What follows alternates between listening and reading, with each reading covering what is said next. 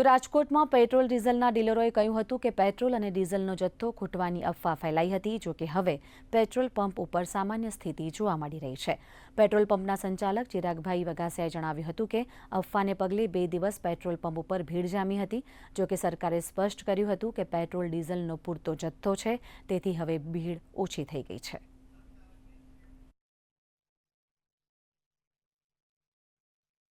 છેલ્લા 2 દિવસથી જે પેટ્રોલ ડીઝલ લેવા માટેની જે લોકોની પડાપડી હતી, જે અફવાઓ હતી માત્ર ને માત્ર કે ભાઈ પેટ્રોલ અને ડીઝલનો જથ્થો પૂરો થઈ રહ્યો